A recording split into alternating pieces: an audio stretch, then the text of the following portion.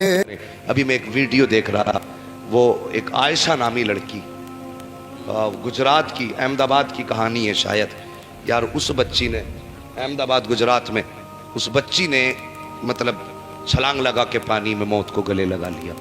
और मैं अक्सर कहा करता हूँ, भिखारी ना बनो, किसी के बाप पे बोझ नहीं है कि तुम्हें जहेज दे, लेके नहीं दे दिया है किसी ने कि साहब मुझे चाहिए। याद रखना, अगर मांग के तुमने ले लिया ना, मांग के, गारंटी के साथ कह रहा हूं, तुम्हें तीजे क्या 40 में भी नहीं बचा पाए। हाँ, इस भूल में मत रहना तीजा बचा लेगा 40वां बचाएगा।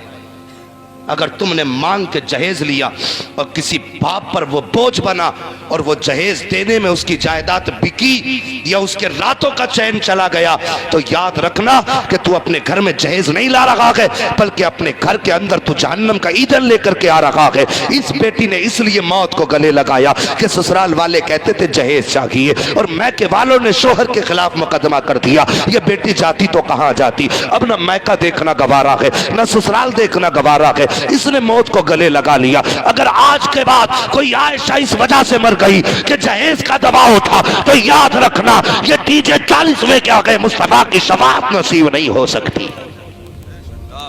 गारंटी के साथ कह रहा हूं, अगर किसी मौलवी ने मिजाज बना दिया हो ना कि दुनिया के पाप कर जाओ तीजा बख्शवाएगा, तो आज दिमाग धो लेना। ये बता रहा हूं, दिमाग धो लेना आप सही से।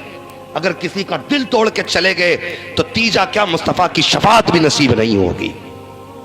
मेहरबानी करो, किसी की बेटी के लिए जीना मुश्किल ना करो। तेरी औकात नहीं है ना खरीदने की, तो बेटी को खाली हाथ ले आ और उसे पत्ते पे खाना खिलाएगा, वो पत्ते पे खा लेगी। उसे घर बसाना है तो जिस हाल में रखेगा रह लेगी। लेकिन तूने खुद इस वजह से बेड नहीं खरीदा 18 साल 22 साल के जहेज में मिलेगा। तेरे घर में खुद 25 साल तक इसलिए सोफा नहीं आया कि बहू आएगी तो साथ लेके आएगी। तूने कभी यह सोच करके स्टील के बर्तन नहीं खरीदे कि जहेज में मिलेंगे। हां, मेहरबानी करो, निकाह इसका नाम नहीं है कि किसी का गला दबा करके जहेज घर लाना। सही निकाह भी वो होते हैं कि जब किसी को अपने घर लाओ तो उस पर दबाव बना करके मत लो, बल्कि मुस्तफ़ा के सच्चे गुलाम बन के जाओ और कहना साहिब सिर्फ बेटी लेने के लिए आए हैं, बाकी तुम्हारी मर्जी है। इस हाल में जब तुम बेटी लेकर के आओगे, खुदा की कसम अगर मुस्तफ़ा की रजा के लिए ऐसा करोगे, अल्लाह को राजी करने के लिए करोगे, तो तुम घर बाद में आओगे, मदीने वाले का सलाम पहले तुम्हारे घर आ चुका हो। मेहरबानी करो, शादियों को आसान कर दो। मांग तांग वाले जो लानती लोग हैं, मैं कहता हूं उन्हें जहेज तो क्या बेटी देने के लायक नहीं है। भिखारी वो दुनिया के कुत्ते हैं जो अपना हविस और अपना घर का पूरा ग्राउंड भरने के लिए दूसरों पे दबाव डालते हैं। ऐसे कुत्तों को जहेज नहीं, बेटी देने तक की इजाजत नहीं है। हालात बेहतर करो, मुस्तफा की उम्मत की बेटियों का जीना मुश्किल ना करो। मेहरबानी करो, मियाँ बीवी में नाराजी हो तो ये बातें चौराहे तक नहीं जानी चाहिए, ये बात घर के अंदर हो जानी चाहिए। आज गुस्सा है, कल नाराजी है, नौबत तलाक तक नहीं आनी चाहिए। और जो तुम घरों के अंदर गालियां बकोगे, आने वाली नस्लें तुम्हारी खुद ब खुद गालियां बकेंगी। बच्चों की जिंदगी पे तुम्हारी जबान का असर होता है, जो तुम बोलोगे बच्चे वही बोलेंगे। अपने बच्चों के सामने गाली मत बकना, ऊंची आवाज में किसी से बात मत करना। अपने बच्चों के सामने जब भी बोलो मीठा बोलना, जब भी बोलो हंस के बोलना, ताकि उनके अखलाक में खुश मिजाजी भी शामिल हो। जब तुम्हारे बच्चे जवान हो तो कोई भी तहजीब वाली बात कहते हुए उनकी जबान सोचे कहने से पहले। और जब तुम इस अंदाज में बच्चों की परवरिश करोगे, खुदा की कसम तावीज लाने की जरूरत नहीं पड़ेगी। बुढ़ापे पे तुम पहुंचोगे, अदब के लिए बेटे आ जाएंगे, तुम्हारी जरूरतें बेटे पूरे करेंगे। वो जान लेंगे कि बाप का मर्तबा क्या है, वो सारी जिंदगी तुम्हारी खिदमत करेंगे। लेकिन ये होगा कब? जब उनकी परवरिश और उनकी जिंदगी की देखभाल आका करीम के फरमान की रोशनी में की जाएगी, उनकी जिंदगी के मुताबिक की जाएगी। जब ऐसे बच्चे जवान होंगे तो फिर याद रखना, वो बेटे तो जरूर तुम्हारे होंगे, लेकिन आशिक मदीने वाले मुस्तफा के कहलाए। बड़े अहम पहलू हैं, इन्हें बेहतर करो और बदलो जिंदगी अपनी, किरदार अच्छे करो। फरमाया गया तुम में सबसे बेहतर वो है जो अपनी बीवी के लिए सबसे बेहतर है। और कुछ लोग तो यही सोचा करते हैं, जिसने बीवी को डरा लिया उसने दुनिया को डरा लिया। हाँ हजरत, हमारे पास हर तरह की खबरें रहती हैं। बूढ़े भी फोन करते हैं, जवान भी फोन करते हैं, बच्चे भी फोन करते हैं, औरतें भी फोन करती हैं, लड़कियां भी फोन करती हैं अपनी अपनी परेशानियों का हल ढूंढने के लिए। लेकिन हल हमारे पास नहीं है। हर मुसीबत का हल खुदा की बारगाह में मिला करता है। सुभान अल्लाह। तो उनकी सुनने का मौका मिल जाता है, उनकी बातें सुनने का मौका मिल जाता है। लोगों का मिजाज है बीवी को डरा के रखना सबसे बड़ी बहादुरी समझते हैं। यार उसे भी कोई डराना, वो औरत है, बीवी है तेरी, उसे डराना कमाल है। फरमाया मेरे नबी ने, तुम में सबसे बेहतर वो है जो अपनी बीवी के लिए सबसे बेहतर है, अपने घर वालों के लिए सबसे बेहतर है। और फरमाया मैं तुम में सबसे ज्यादा अपने अहलो अयाल के लिए बेहतर हूं। अब अपनी जिंदगी आप देखिए, खाने में नमक कम तो झगड़ा, नमक ज्यादा तो झगड़ा, परहेज नहीं कपड़ों पे तो झगड़ा, रोटी देर से बनी तो झगड़ा है, वक्त पे पानी नहीं मिला तो काटने जा रहा है उसे, तलवार निकाले निकाले घूम रहा, जान से मार दूंगा, पानी गर्म नहीं किया। ये सोचो तो यार, बात बात पे इतने लंबे झगड़े, खाने को लेकर के तलाक पे नौबत। हमें भी जीना भी नहीं आया तो पधानी का एक ही, किससे तारीफ की उम्मीद करते हैं हम जब हम अपनों के लिए अच्छे ना हो सके। मेरे नबी ने हजरत आयशा सिद्दीका रज़ी अल्लाह ताला अन्हा से निकाह फरमाया। समझ रहे ना मेरी बात? हजरत आयशा सिद्दीका से निकाह फरमाया। हजरत आयशा फरमाती, जब मैं रुखसत होके नबी की चौखट पर आई, कितनी नसीब वाली हैं मोमिनों की मां हजरत आयशा सिद्दीका। सुभान अल्लाह, सुभान अल्लाह। जिन्हें बिस्तर मिला तो सैयदुल अंबिया का मिला। सुभान अल्लाह, सुभान। फरमाती, जब मैं रुखसत होके नबी की चौखट पर आई, आका करीम बाहर से तशरीफ लाए, मैं घर में बैठी थी एक कोने में, सरकार ने आके फरमाया, आयशा रोटी नहीं बनाई? रोटी नहीं बनाई। बात समझ गए ना, ये वाली रोटी नहीं बनाई। कहती मैं मुस्कुराई और मैंने कहा, आका मेरी माँ ने मुझे रोटी बनाना सिखाई ही नहीं। अगर आज बहू इतनी बात कह दे तो कपड़े उतारने की फुर्सत नहीं होगी उसे, शादी के तलाक का तोक पहले गले में टांग दे। अल्लाह अल्लाह, यही है। हाँ, वो फरमाती हैं, हुजूर मेरी माँ ने मुझे रोटी बनाना नहीं सिखाई। तो होना क्या चाहिए था? डांटना चाहिए था ना, आज के मिजाज के मुताबिक क्यों नहीं बनाई रोटी? तुम्हारी माँ बाप ने सिखाया ही क्या है? और जो तुझे 3 टाइम नाश्ता बना के देती है, खाना खिलाती है, तेरी मर्जी के मुताबिक चाय बना के देती है, तुम उसके पीछे पड़ जाते हो। एक वक्त नमक क्या ज्यादा हो गया? तेरे बाप ने यही सिखाया? तेरी माँ ने तुझे आज तक खाना बनाना नहीं सिखाया? बातें तो लंबी लंबी मारते हैं। उसके माँ बाप की खैरियत ने, नमक जो ज्यादा हो गया, भाई नमक ज्यादा हो गया, इसकी नस्लें तबाह हो गई नमक ज्यादा होने। ये मिजाज है हमारे। फरमाती, मैंने इतना कहा, सरकार मेरी माँ ने मुझे रोटी बनाना नहीं सिखाई।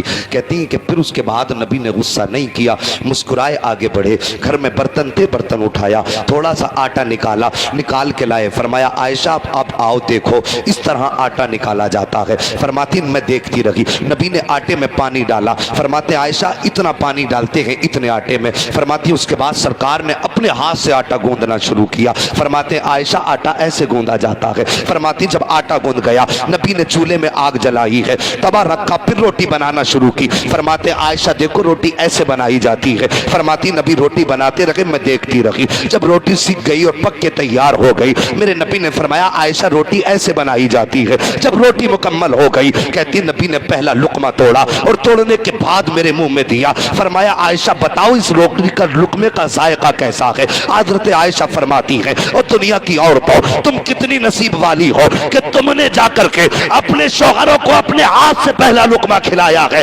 लेकिन मैं सबसे नसीब वाली हूं कि मैंने अपने शौहर को अपने हाथ से लुकमा नहीं खिलाया, बल्कि नबियों के इमाम ने पहला लुकमा अपनी आयशा को अपने हाथ से बना। जिंदाबाद जिंदाबाद, नारे तकबीर, नारे रिसालत, फैजाने सरकारे मदीना, फैजाने गौसे आजम, नारे तकबीर। बहुत अच्छे, जिंदाबाद जिंदाबाद। साकिब ये है अज़दवाजी जिंदगी। हाँ डॉक्टर इकबाल ने कहा था तेरे दामन में है किस लालो जवाहर की कमी, तू किसी और के दामन की तरफ क्यों देखे। वाह वाह वाह वाह। आदमी ढूंढ के ला रहा है ऐसी मिले जो आधे कपड़े में हो। अल्लाह अकबर, अल्लाह अल्लाह। मगरिबी तहजीब के पीछे पड़े गए साकिब। इज्जतें और सुकून मगरिबी तहजीब में नहीं है, बल्कि सारा सुकून और सारी इज्जतें मदनी तहजीब में रखी गई है, मुस्तफ़ा के तरीके पे रखी गई है। मेहरबानी करो, घरों के हालात बेहतर करो, जिंदगियां संवारो। अगर मियाँ बीवी में नाराजी हो जाए तो बातें तलाकों पे नहीं पहुंचा करती। तुमने घर के झगड़े चौराहों की महफिल के झगड़े बना दिए। लोग कहते कयामत कब आएगी? क्या ये तेरे लिए बड़ी कयामत नहीं कि झगड़ा मियाँ बीवी का पंचायत गांव का पंच कर रहा है? अल्लाह, इससे बड़ी कयामत क्या होगी? जरा सी ना इत्तेफाकी हुई, बात खिंच के कचहरी में आ गई। बीवी शोहर के ऐप बयान कर रही है, शोहर बीवी के ऐप बयान कर रहा है। यार ये इंसानियत है कि जिसने साथ जीने मरने की कस्में खाई थी आज वे एक दूसरे के ऐप बयान कर रखे हैं। तुम्हें ये याद नहीं रहा घर का बेदी लंका ढाए, जो घर की बात जानता है वो सबसे बड़ा दुश्मन हुआ करता है इंसान का। मेहरबानी करो, अगर तुम बीवी की बुराइयां चौराहे पे करोगे तो याद रखना तुम्हारी एक एक आस्तीन की सरवट को बीवी जानती है, तुम्हारे उठने बैठने की हर हर आहट को बीवी को खबर होती है। जब तुम उसके ऐप बयान करोगे, अगर वो ऐप बयान करने पे आ गई तो तुम कहां मुंह छुपाओगे? मेहरबानी करो, बीवियों के साथ अच्छा बर्ताव करो। और बीवियों से भी गुजारिश करूंगा, मेहरबानी करो, तुम्हारा शोहर तुम्हारी जिंदगी है, इनकी कदर कर लो। जिस दिन ये चले गए रोने के सिवा कुछ नहीं रह जाएगा। आज शोहर को कहा करती है कि इसके घर में आने से बेहतर था कि मौत आ जाती, या ये अभी मर जाए, या अभी मुझे छुटकारा मिल जाए। और मेहरबानी कर जरा सोच तो सही, जो तू जुमले बोल रही है तेरे जुमले कितने खतरनाक है। आज तू शोहर के होते हुए इसकी कदर नहीं कर रही, खुदा की कसम उस दिन पता चलेगा जिस दिन शोहर के ऊपर सफेद कफन होगा और तुझे बेवा का लिबास पहना दिया जाएगा। फिर तुझे एहसास होगा कि जो आज तुझे इज्जत से सलाम करते हैं कल ये तुझे कुत्ते की निगाहों से देखेंगे। तब तुझे वचन बचाने वाला, इज्जत बचाने वाला नजर नहीं आएगा। तेरा शोहर सिर्फ कमाने की मशीन नहीं है, बल्कि तेरी इज्जत का रखवाला भी है, तेरे घर की हिफाजत का निगहबान भी है, तेरे घर की जिम्मेदारियों का जिम्मेदार भी है। आज कह दिया करती हो कि इसके मर जाने से, इसकी जिंदगी से मर जाना बेहतर था, इसके घर में आने से बेहतर कि मैं मर जाती। शर्म नहीं आती? ये तो उस दिन पता चलेगा कि शोहर कितनी जिम्मेदार चीज होती है, शोहर कितनी अहम है। साकिबो, तुमने वो घर भी देखे होंगे जिन घरों के अंदर औरतों की हुकूमत चला करती थी, जिनके घर के अंदर 4 बहुएं हैं, 4 बेटे हैं, लेकिन औरत के बाल सफेद हैं, हाथ पैर भी कांपा करते हैं, लेकिन अगर सर पे शोहर का साया है ना तो उसके हाथों में सोने के कंगन है, घर की हुकूमत की कुर्सी पर बैठी है। बहू कोई भी हो पूछा करती अम्मी आज क्या बनेगा, तो जो 70 साल की बूढ़ी कहती है वही बनाया जाता है। आज घर में कैसे होगा, तो जवान और भी है, अक्लमंद और भी है, लेकिन आज फैसले ये किया करती है। कब तक? जब तक शोहर का साया सर पे है, जो हुकूमत करती रही, जो घर के निजाम चलाती रही। बस एक झटका मौत ने क्या शोहर को दिया, वो जाके कब्र में क्या लेटा। वो औरत जो आज तक हुकूमत किया करती थी, जिसके फैसले हर मर्द फर्द को मानना लाजिम और जरूरी होते थे, लेकिन आज शोहर दुनिया से चला गया है। तो अब शोहर के जाने के बाद ये जो घर के खाने के फैसले किया करती थी कि आज क्या बनना है, आज क्या बनेगा, आज क्या खाया जाएगा, आज वही खातून बिस्तर पे बैठी है। खाने के फैसले तो बहुत बड़ी बात, मुंह तक रही है, कोई रोटी देने वाला नहीं है, कोई पानी पिलाने वाला नहीं है। वजह क्या है कि सर से सरताज का साया चला गया है। आज कोई पूछने वाला नहीं है कि ठंडी खानी है कि गर्म खानी है। कभी कभी 2-2 वक्त के फाके हो जाते हैं। आज इस बेवा को कोई रोटी खिलाने वाला नहीं है। उस दिन तुझे पता चलेगा शौहर चीज क्या थी। जिस दिन शौहर के इंतकाल के बाद तेरे अपने बेटे जिनकी ताकत पे घमंड किया करती थी, जिनके लिए शौहर से लड़ जाया करती थी, जिस दिन शौहर का जनाजा उठ जाएगा, उठ के तेरे 4 बेटे सामने खड़े होकर के जमीन में बंटवारा करेंगे। कोई कहेगा ये कमरा मेरा है, कोई कहेगा वो मार्केट मेरी है, कोई कहेगा वो खेत मेरा है। ये झगड़े होंगे और तू सबके मुंह तकेगी। उस वक्त तुझे एहसास होगा कि आज कोई मुझे बांटने वाला नहीं है, आज कोई मुझे अपनाने वाला नहीं है। उस वक्त रो के कहेगी जैसे से तू जायदाद छोड़ के गया है, काश मुझे भी किसी के नाम करके चला जाता, किसी बेटे की गोद में डाल के चला जाता, ताकि आज मुझे किसी का मुंह तकना ना पड़ता। ओ मेहरबानी करो, शौहरों की इज्जत कर लो, शौहरों का एहतराम कर लो। अगर ये चले गए तो कोई तुम्हें औकात की नजर से देखने वाला नहीं होगा। तुम्हारी जिंदगी ही उस दिन खत्म हो जाएगी जिस दिन शौहर का जनाजा उठ जाएगा। मेहरबानी करो, आज अल्लाह की नेमत समझ के अपने शौहरों की कदर कर लो। खुदा की कसम, अगर तू इस हाल में मरेगी कि तेरा शौहर तुझसे राजी होगा तो सुन, तू कब्र में बाद में आएगी, मदीने वाला मुस्तफा पहले पहुंच जाएगा। जिंदाबाद जिंदाबाद, बहुत अच्छे बहुत अच्छे बहुत अच्छे। मेहरबानी करो,